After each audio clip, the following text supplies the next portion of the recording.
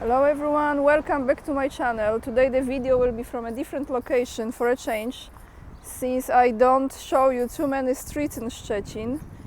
This actually is a new project that has been completed here on one of the main streets, avenue in Szczecin, that is called Aleja Wojska Polskiego. So this is the avenue of the Polish army, soldiers, and it's a very historical avenue.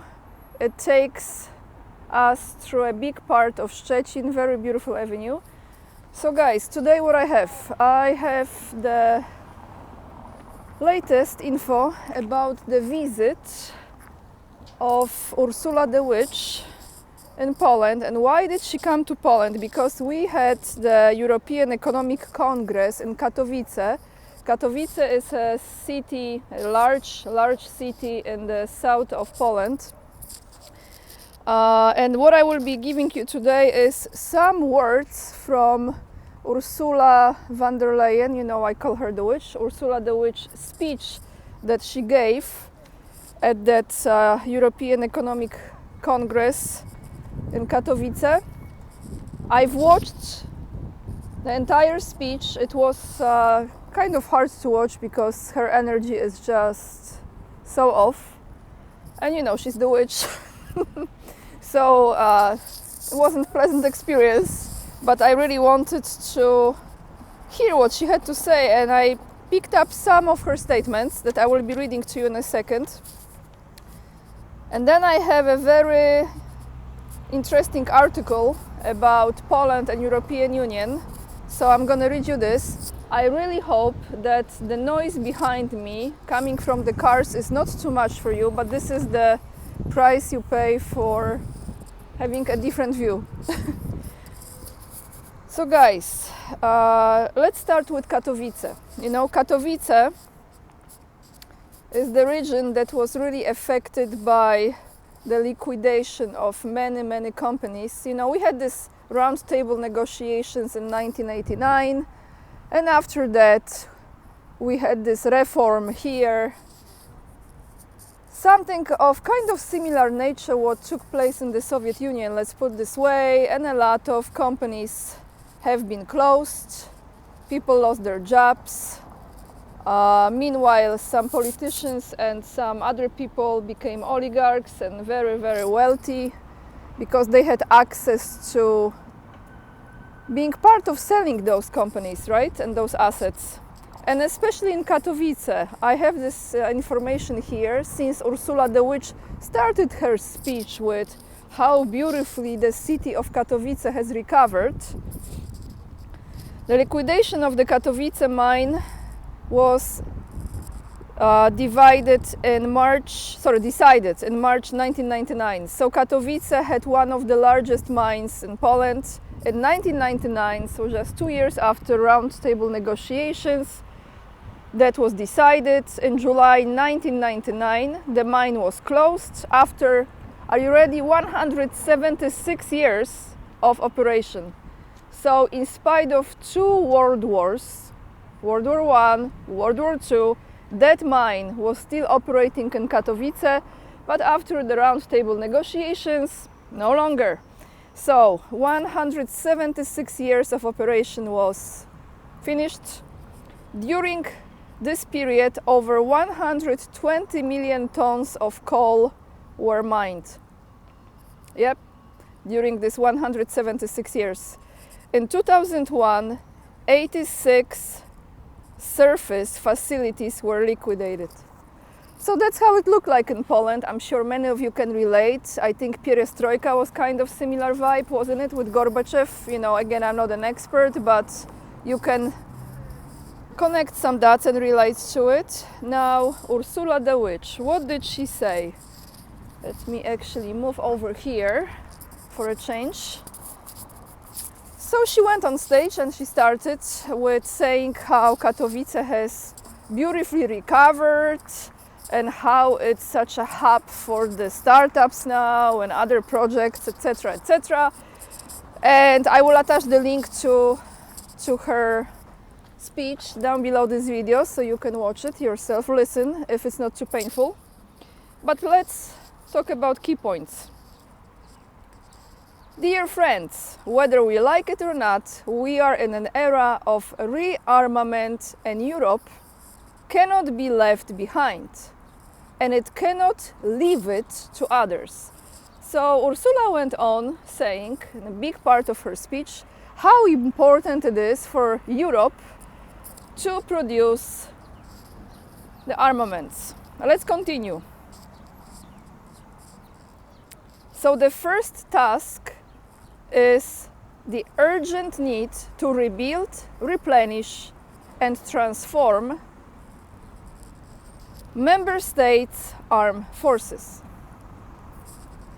Europe should strive to develop and manufacture the next generation battle-winning capabilities and to ensure it has the sufficient quantity of the material and the technological superiority that we might need in the future. I will comment after I read all the witches' words.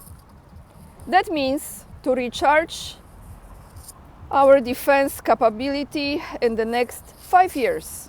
And at the heart of this must be one simple principle. Europe must spend more on defense, spend better, and spend European. We need military capabilities made in Europe. Think, for example, of a truly European air defense system, putting knowledge and capabilities, and we need thriving European defense sector and create jobs as return on investment. There is more, bear with me. Good jobs here in Europe. And this is why, if I can become the next president of the European Commission, I will propose a number of defense projects of common European interest. So I just chose this part because this gives you an absolute clarity what the future holds, which means the businesses, more and more businesses will be destroyed. They will turn the industries into military industry, producing the armaments, weapons, etc. This is just my opinion. I really hope this plan fails, as we will see the dollar, United States, how is this going to collapse ultimately. But at the end of the day, don't you think this reminds us quite a lot what was taking place in Europe in the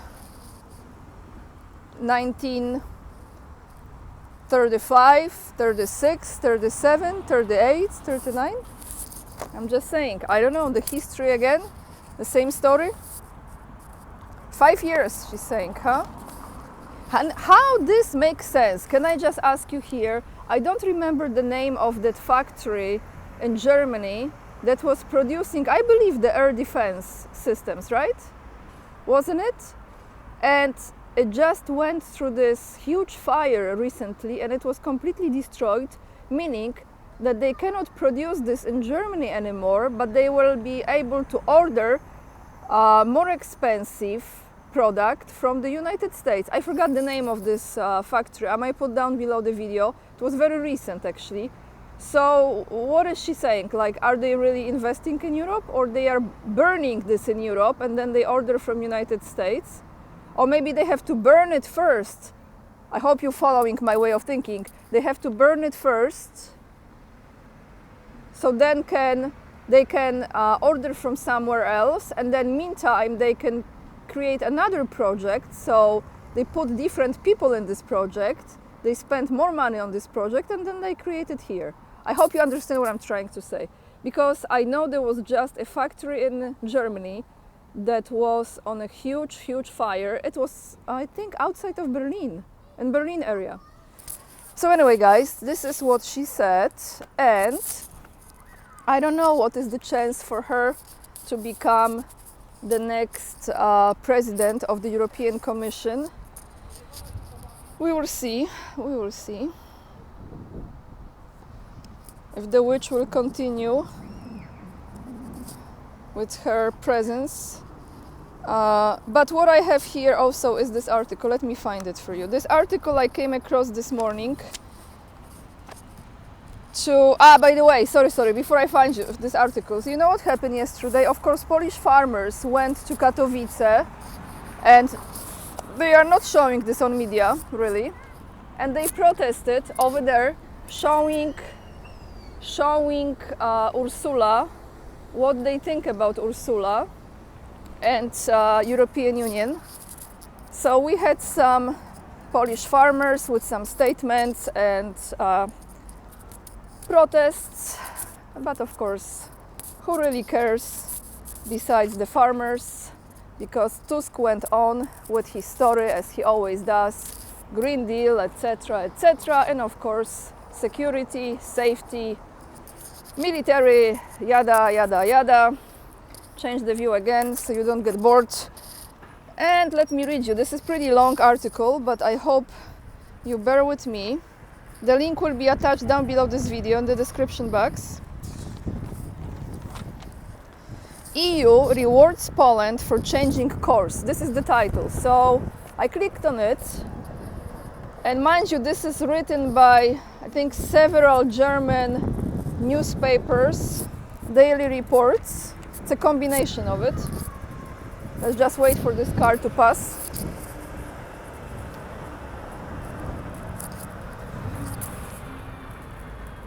Brussels wants to show Poles that voting for a pro-European government pays off, both politically and financially. Writes the, apologies for my German pronunciation, Süddeutsche Zeitung. If I said this name correctly, German newspaper reports on the planned end of the EU rule of law procedures against Poland. So they are now playing this game. The EU rewards the new Polish government for its new pro-European course, writes the German newspaper on Tuesday, on the 7th, which is yesterday, 7th of May 2024. The head of the European Commission, Ursula von der Leyen, announced on Monday, that was yesterday, that Brussels wants to end the procedure against Warsaw that has been going on for years due to violations of the principles of the rule of law. According to von der Leyen, a new chapter begins for Poland. That's what she said. Okay, the European Commission decided yesterday that there is no longer a risk of a break of the rule of law in Poland, which is why it intends to close the procedure under Article 7 of the EU Treaty, initiated in 2017 due to the restriction of the independence of the judges and prosecutors by the then ruling right-wing populist Law and Justice Party. It also recalls the recent release of funds for Polish from the Reconstruction Fund. The second part of this article says that Hungary will be left alone. What does it mean? It means that if the EU governments agree to end the proceedings against Poland, Hungary will remain the only country against which such a procedure is pending, notes Hubert Wetzel in this magazine, Süddeutsche Zeitung. Until Law and Justice, so peace, defeat in Poland, Hungarian Prime Minister Viktor Orbán had an ally in Warsaw who could protect him from harsh penalties for violating the rule of law. I just want to say that here, the way this is described, again, this is not accurate. It's just how they present it. I don't really think Viktor Orbán had any ally in Poland, honestly, ever, even though some people were under this impression that there were some let's say, Morawiecki and Orban share similar visions. I think it was all a game. I think Orban is very clear on what he wants, and I don't think he's playing both sides. With Morawiecki, well, Pinocchio, we already know. So, unlike Poland, there is currently no change of government in Hungary that could lead to a course correction. This may also be the reason why the European Commission treats the new Polish government much more, the word I don't know, leniently, than the Hungarian one. And I think I have to remove myself because the guy just started to clean this area. So let's go there. We cross the street, guys. Brussels wants to show Poles that voting for a pro-European government literally pays off, both politically and financially. The timing of the EU's decision is no coincidence. This is why von der Leyen is releasing frozen funds, a whole mountain of money, as Donald Tusk rightly and happily stated. See?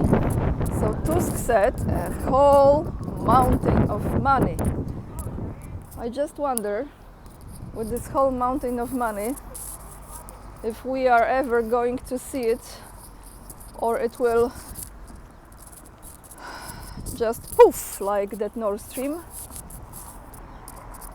among those who have access to it.